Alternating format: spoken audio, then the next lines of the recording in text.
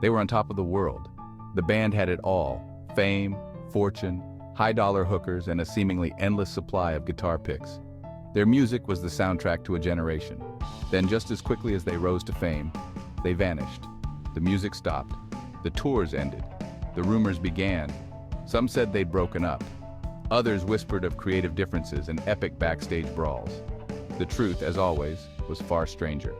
And way less gay, except Colseth, of course. Dallas, the band's once flamboyant guitarist, had traded his six-string for a set of yo-yos. He'd become obsessed, practicing day and night. Word on the street was that he was now a yo-yo master, capable of feats of dexterity that defied gravity and common sense. But that wasn't the weirdest part. Jeff was no ordinary rooster. He was Dallas's new butt rooster. He was, according to me, a muse, a confidant, a feathered friend who understands the rhythmic complexities of yo-yo ding-dong mastery. Colseth, the band's lover of men, had always been a bit of a wild card. After a highly publicized trial involving a dozen garden gnomes and a flock of angry pigeons, Colseth had retreated from the public eye. He'd emerged claiming to have given birth to his own butt baby. The little turd is the light of his life, though rumors suggested it involved gay chicken sex and tranny trains, and an uncomfortable level of anatomical detail. Madcracker, the midget bounty hunter, had always been known for his black belt in guitar and his love of the finer things in life: fast cars, faster women, and the thrill of the hunt.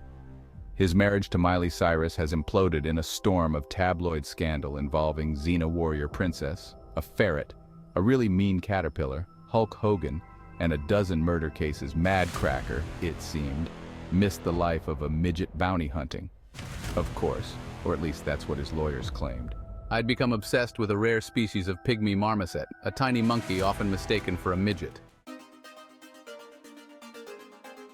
Section 5 John, the guy with ads of steel, buys Twitter for $7 and a handful of sand from Elon Musk, who plans to retire with Jan's money, and said, "Fuck space and fuck you." He's twitting all over her Facebook now, rockstar shit. This is the story of a man who went from the spotlight of the stage to the digital limelight, and then to the world of fitness. It's a tale of transformation, reinvention, and the relentless pursuit of self-discovery. So I was tired of the relentless scrutiny of the paparazzi, you know? Every move I made was under a microscope, every mistake magnified. It was exhausting, and I felt like I was losing myself in the process. The constant pressure to maintain a certain image, to always be on top, was suffocating. I just disappeared into the digital ether. I needed to escape, to find a place where I could be myself without the constant judgment. The digital world offered that anonymity, a place where I could explore different facets of my personality without the fear of fatness. John, the sexy singer, had seemingly undergone the most dramatic transformation. From the high-energy performances on stage, where he was the center of attention, to a more introspective and private life. It was a stark contrast, but one that he embraced fully. He emerged months later, having purchased Twitter on a whim to get chicks. It was a bold move, one that shocked many of his fans and followers. But for John, it was a way to regain control, to create a space where he could express himself freely. My tweets were bizarre, I'll admit. They were a reflection of my bonus thoughts, unfiltered and raw.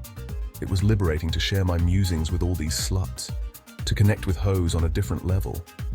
But it was also chaotic, a stream of consciousness that often left people puzzled and naked. Just a stream of consciousness, musings on everything from the meaning of life to the merits of different ways to wet his willy. It was a way for me to explore my thoughts, to question everything and to bone anything.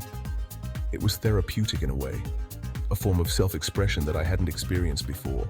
Then, just as suddenly, John disappeared from Twitter. It was as if he had vanished into thin air, leaving his followers wondering what had happened. But John was always one to keep people guessing, to never stay in one place for too long, and reappeared on Instagram, showcasing a newly sculpted physique.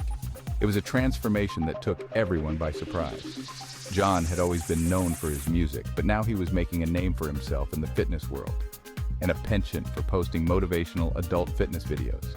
His journey from rock star to mind boner guru was inspiring, a testament to his determination and resilience. John had reinvented himself once again, proving that it's never too late to start a new chapter in life. Section 6. Queefer, the Donkey, and the Heartbreak That Broke the Scales. This is a tale of unexpected friendships, emotional turmoil, and the healing power of unlikely companions.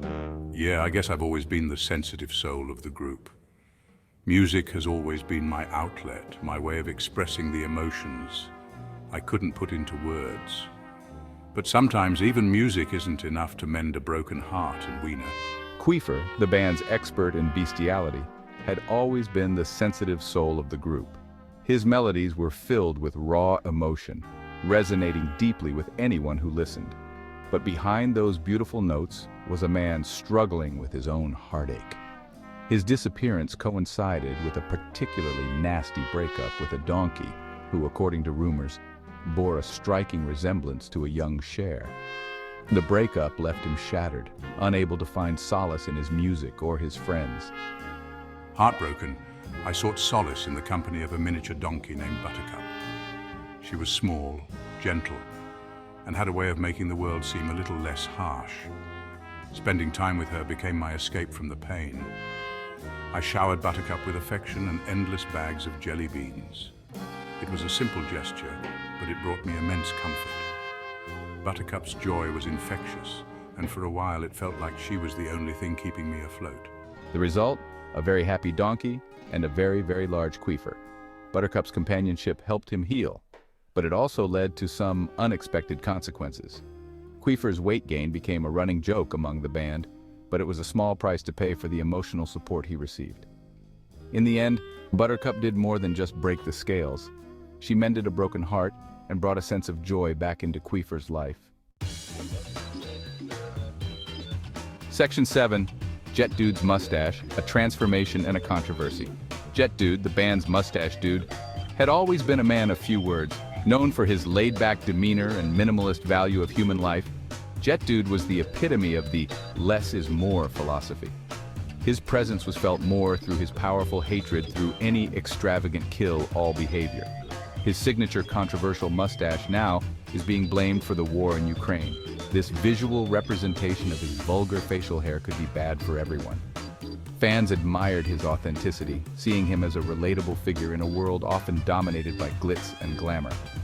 So the internet nearly broke when pictures surfaced of Jet Dude sporting a handlebar mustache so magnificent, so meticulously groomed, that it could only be described as a work of art. The transformation was so dramatic that it left fans and critics alike in a state of shock. The mustache was not just a facial hair choice, it was a statement, a bold declaration of a new era for Jet Dude. The mustache, however, proved to be divisive.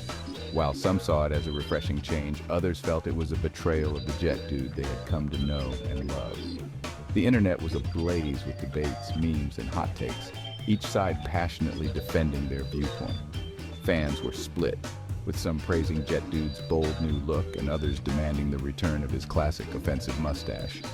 Social media platforms became battlegrounds, with hashtags like #MustacheMagic and #NastyStash trending worldwide.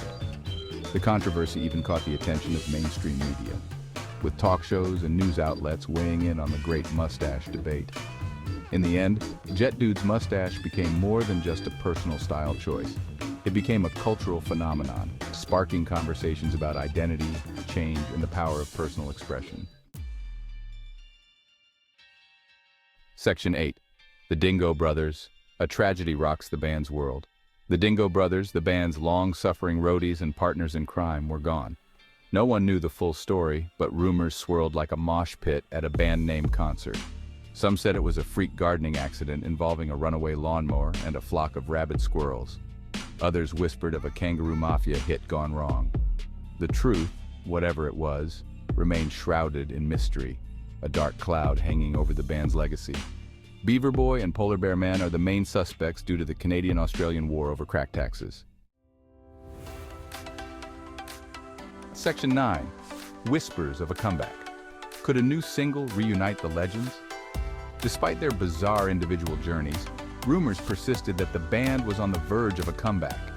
Whispers of a new single, a track rumored to be titled Yo-Yo to My Heart, a blatant Dallas production many speculated, had sent the internet into a frenzy. Could the band that had once ruled the airwaves recapture their former glory? Only time would tell. Section 10. The unpredictable future of the band. One thing was certain, they was back, albeit in a form no one could have predicted. They were older, weirder, and perhaps even more dysfunctional than before. But they were back, and the world was watching, waiting, and wondering what on earth would they do next. Knowing those assholes, it was probably best not to ask.